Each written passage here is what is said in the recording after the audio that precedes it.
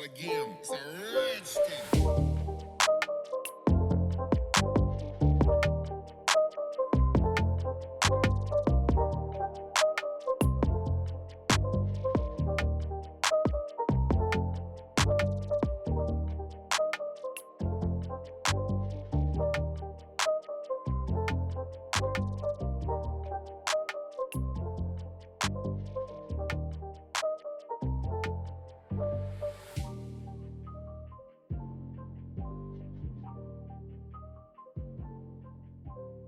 প্রথমেই স্ক্রিনের ভিডিওটিতে আমরা যে ইফেক্টটি দেখতে পাচ্ছি এটির নাম কি আমরা সকলে জানি? আসলে এটিকে 3D জুম ইফেক্ট বলা হয়।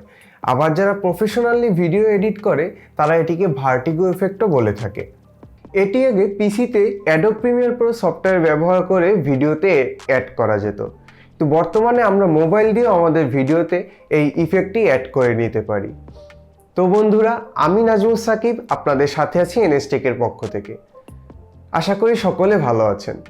আজকে আমি আপনাদেরকে দেখাবো কিভাবে আমরা ক্যাপকাট অ্যাপটি ব্যবহার করে মোবাইলে আমাদের ভিডিওতে এই ইফেক্টটি অ্যাড করে নিতে পারি। আরেকটি কথা, আমার চ্যানেলে যারা নতুন এসেছেন তাদের প্রতি আমার একটি অনুরোধ থাকবে, আমার চ্যানেলটি আপনারা সাবস্ক্রাইব করবেন, পাশে থাকা বেল আইকনটি অন করে দেবেন পরবর্তী ভিডিওর নোটিফিকেশন পাওয়ার জন্য। আর যারা অলরেডি সাবস্ক্রাইব করেছেন তাদেরকে অসংখ্য ধন্যবাদ।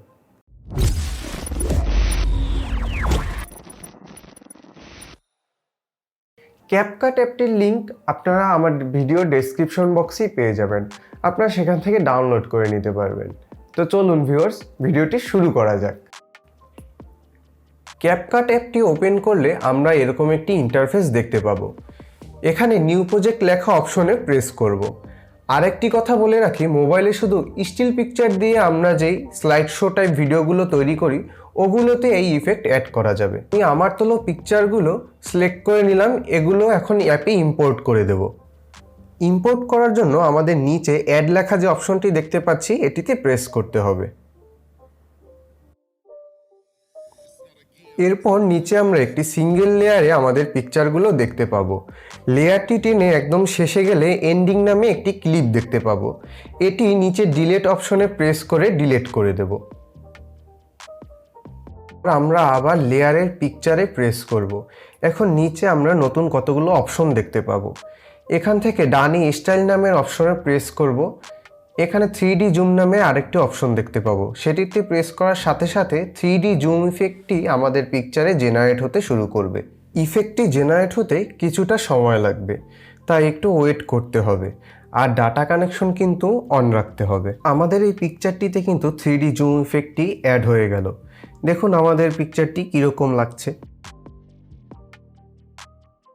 এরপর আমরা আরও আমাদের যে পরবর্তী পিকচারগুলো থাকবে তাতে 3D জুম ইফেক্টটি অ্যাড করে নেব। ইফেক্ট অ্যাড করার পরে লেয়ারে দুটি পিকচারের মাঝে আমরা একটি অপশন দেখতে পাবো। এটি দিয়ে আমরা দুটি পিকচারের মাঝে ট্রানজিশন অ্যাড করতে পারবো। আমরা এখানে অনেকগুলো ট্রানজিশন পাবো। আপনারা চাইলে আপনাদের পছন্দ মতো যে কোনো ট্রানজিশন সিলেক্ট করে নিতে পারবেন। পিকচারগুলোতে ট্রানজিশন অ্যাড করা হয়ে গেলে ডান পাশের উপরের কোণায় এক্সপোর্ট করার একটি অপশন পাবো। এটিতে প্রেস করলেই আমাদের ভিডিওটি এক্সপোর্ট হওয়া শুরু করবে। এভাবেই আমরা ভিডিওতে 3D জুম, ডলি জুম বা ভার্টিগো ইফেক্ট যেটাই বলি না কেন অ্যাড করে নিতে পারবো। ভিডিওটি ভালো লাগলে লাইক দিবেন, কমেন্ট করবেন, আপনার বন্ধুদের মাঝে আমার ভিডিওটি শেয়ার করবেন। আশা করি সকলে ভালো থাকবেন, সুস্থ থাকবেন। আজ এ পর্যন্তই। আল্লাহ হাফেজ।